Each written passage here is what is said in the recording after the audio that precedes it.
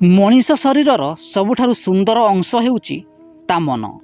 ଯଦି ମନକୁ ଆପଣ ସଫା ନ ରଖିପାରୁଛନ୍ତି ତେବେ ଆପଣଙ୍କ ସୁନ୍ଦର ଚେହେରା ଥାଇ ମଧ୍ୟ ତା'ର କୌଣସି ଲାଭ ରହେ ନାହିଁ। ତେଣୁ ସବୁବେଳେ ନିଜ ମନକୁ ସଫା ରଖିବାକୁ ଚେଷ୍ଟା କରନ୍ତୁ। ସବୁବେଳେ ନିଜକୁ ଶକ୍ତ ରଖନ୍ତୁ କିନ୍ତୁ କେବେ ବି ନିଷ୍ଠୁର ହୁଅନ୍ତୁ ନାହିଁ। ସବୁବେଳେ ଦୟାଳୁ ରୁହନ୍ତୁ କିନ୍ତୁ ଦୁର୍ବଳ ହୁଅନ୍ତୁ ନାହିଁ। ସବୁବେଳେ ନିଜକୁ ନମ୍ର ରଖନ୍ତୁ କିନ୍ତୁ ଭୟଭୀତ ହୁଅନ୍ତୁ ନାହିଁ। ସବୁବେଳେ ନିଜକୁ ନେଇ ଗର୍ବ କରନ୍ତୁ କିନ୍ତୁ କେବେ ବି ଆତ୍ମଗର୍ବ କରନ୍ତୁ ନାହିଁ। ଏ ଦୁନିଆରେ କାହାକୁ ନିଜର ଭାବିବା ମଧ୍ୟ ମୂର୍ଖାମି ହୋଇଥାଏ, କାହିଁକି ନା ଏ ସ୍ୱାର୍ଥପର ଦୁନିଆରେ କେହି ବି କାହାର ନୁହନ୍ତି।